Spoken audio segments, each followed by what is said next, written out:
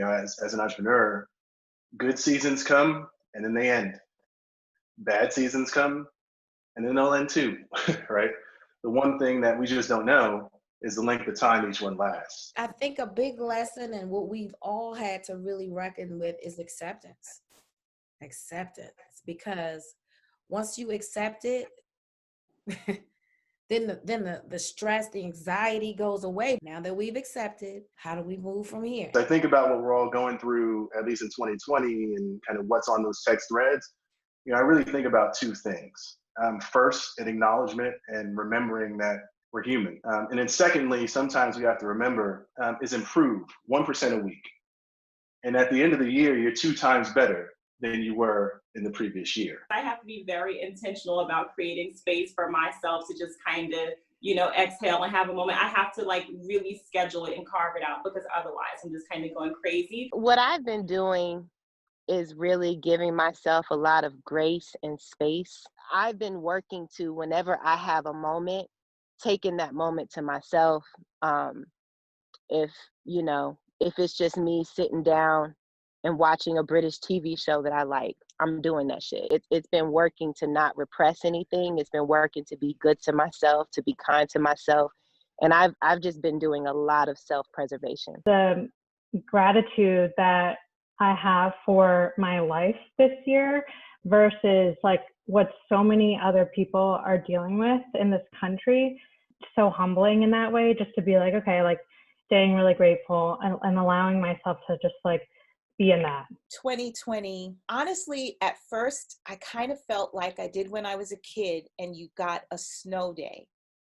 And I was grateful for being indoors. When would the entire world have learned we really don't have to fly 5 hours to talk? And I'm grateful for that, because we all needed that. We've all left our babies way too many times to sit in somebody's office to make them feel important and have a conversation. And we could have been using technology that all of us owned. And I think the thing that has been really interesting throughout this entire experience is that it's required all of us, right, to expand our capacity for empathy. There are a lot of people suffering right now, and they need to know that they matter and have purpose.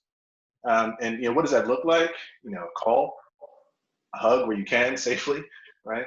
And I think an expression of appreciation with acts of kindness. So when you send that note, offer that hug, call them and remember that these acts of kindness are also self-care. Think about self-care. There's also selfless care too. And maybe it's not my moment right now to be creative for myself.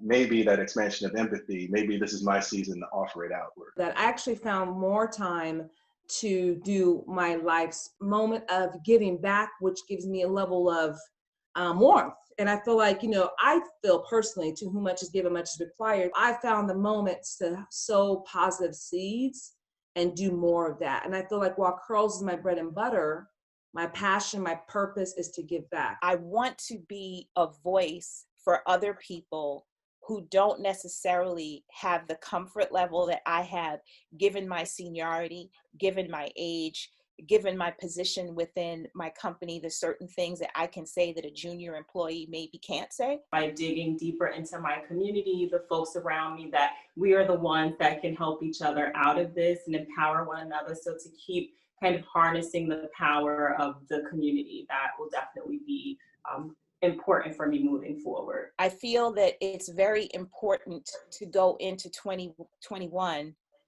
with the right perspective and balance, because if things do begin to come back to normal, and if we're able to travel and so forth, do we just go back to the hamster wheel that we were on before? Or do we change the dynamic and change the way that we interact? I'm going to take back control of my work-life balance. Find that even if I'm busy at home, I can stop what I'm doing, go see my baby, stop what I'm doing, go have lunch with her, I can stop what I'm doing and make food. When you're on the road all the time, you're missing out on key moments. I don't have the luxury of missing any more key moments, so I'm not going to do it anymore. Sometimes you have to remember that balance isn't quantitative. Balance is a feeling, right? And we could better manage those feelings with prioritization. So for me, as I go into 2021, it's what do I prioritize? It's my faith, my family, my work, in that order, right? For me, there's no time for anything else. I commit to only doing things and fellowshipping with people that share my core values. Curating our lives is our responsibility. Curating your happiness and your joy and how you want to live and how you want to take care of yourself. I just want to be here right now. I just want to be present as fuck. I just want to be, if somebody asks me, what do I want for dinner? Look, I'm not there yet.